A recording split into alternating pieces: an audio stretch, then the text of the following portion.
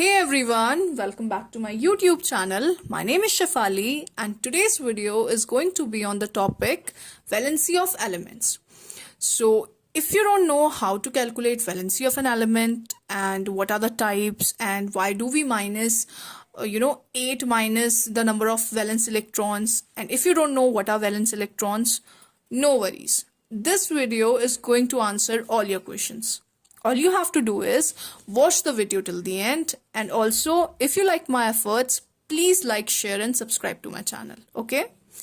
So आज का topic है वैलेंसी ऑफ एलिमेंट्स. सबसे पहले हम बात करेंगे डेफिनेशन की. The capacity of an atom of an element to form chemical bonds is known as its valency. ठीक है, मतलब एक एलिमेंट कितने बॉन्ड्स बनाता है वो डिपेंड करता है उसकी वैलेंसी पे. कुछ अदर नेम्स भी हैं वैलेंसी की, जैसे कि कंबाइनिंग कैपेसिटी है, कंबाइनिंग नंबर है, ये कुछ अदर नेम्स है वैलेंसी के. और वैलेंसी कौन डिसाइड करता है? तो वैलेंसी डिसाइड करते हैं नंबर ऑफ वैलेंस इलेक्ट्रॉन्स. सो सी, सबसे पहले आज हम बात करते हैं कि वैलेंस इलेक्ट्रॉन्स क्या होते हैं. ओके, तो वैलेंस इलेक्ट्रॉन्स वैलेंस इलेक्ट्रॉन्स जो होते हैं वो ऐसे इलेक्ट्रॉन्स होते हैं जो आपके आउटर मोस्ट शेल में आपको मिलेंगे. आउटर मोस्ट शेल, देखो हमें पता है पहले जो न्यूक्लियस होता है, न्यूक्लियस के पास जो सबसे पहली शेल होती है उसे के शेल कहते हैं. दूसरी शेल को एल, फिर एम, फिर एन एंड सो ऑन ऐसी जैसे से आप बाहर जाते रहोगे. सो के एल एम एन, फिर अगेन ओ पी, इस तरीके से शेल्स बढ़ती रहती हैं. सो के शेल जो है इसमें मैक्सिमम ऑफ 2 इलेक्ट्रॉन्स आ सकते हैं. ठीक है, के शेल जो न्यूक्लियस के सबसे पास है उसमें 2 इलेक्ट्रॉन्स भरते हैं मैक्सिमम. जो एल शेल है उसमें 8 इलेक्ट्रॉन्स भरते हैं, which is the second shell. जो थर्ड शेल है उसमें भी 8 इलेक्ट्रॉन्स भरते हैं.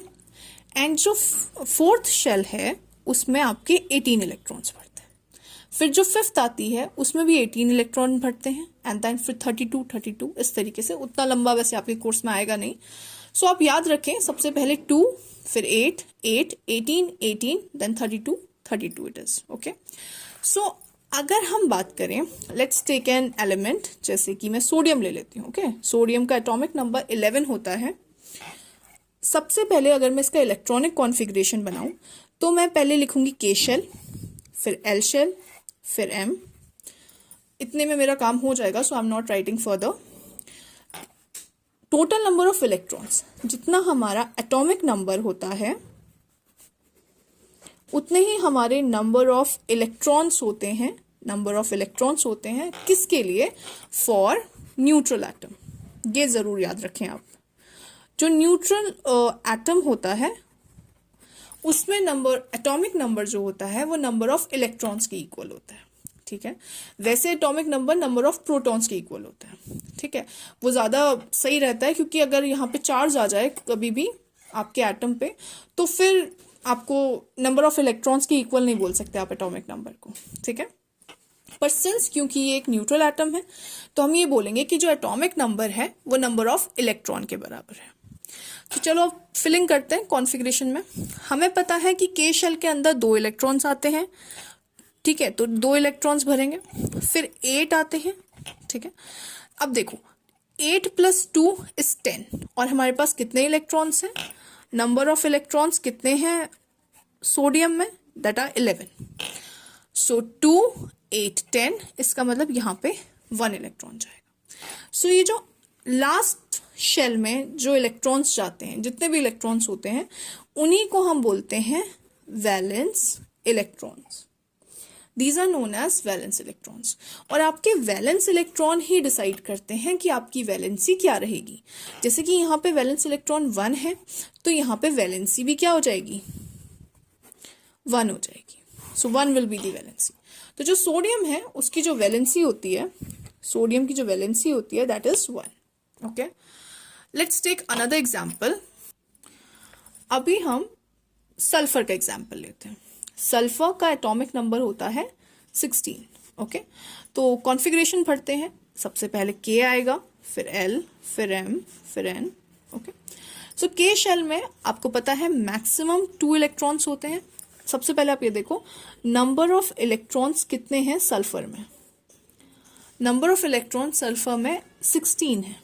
जितने भी न्यूट्रल एटम में एटॉमिक नंबर होता है वही नंबर ऑफ इलेक्ट्रॉन्स होते हैं, ठीक है। So number of electron is in sulphur is 16। सबसे पहले 2 इलेक्ट्रॉन्स भरेंगे, देन 8 इलेक्ट्रॉन्स, 2 प्लस 8 इज 10। अब 6 इलेक्ट्रॉन्स बचे, तो 6 इलेक्ट्रॉन्स इधर बढ़ जाएंगे। सो हम अगर बात करें वैलेंस इलेक्ट्रॉन्स की, ठीक है, वैलेंस इलेक्ट्रॉन आपके 6 हो गए। 6 इज योर वैलेंस इलेक्ट्रॉन। और अगर अब मैं पूछूं वैलेंसी कितनी रहेगी, वैलेंसी कितनी रहेगी, सो नहीं, वैलेंसी के लिए यहां पे हम क्या करते हैं, आप यहां पे 6 नहीं लिखोगे, तो फिर वैलेंसी क्या होगी। याद रखना, अगर 5 या 5 से ज्यादा होता है आपका वैलेंस इलेक्ट्रॉन, डू रिमेंबर मैंने क्या बोला, अगर 5 या 5 से ज्यादा होता है आपका वैलेंस इलेक्ट्रॉन, फिर आप उसे 8 से माइनस करते हो। Okay, so what are we going to do over here is, हम 8 से सबट्रैक्ट कर देंगे नंबर ऑफ वैलेंस इलेक्ट्रॉन को, दैट इज नंबर ऑफ 6 को।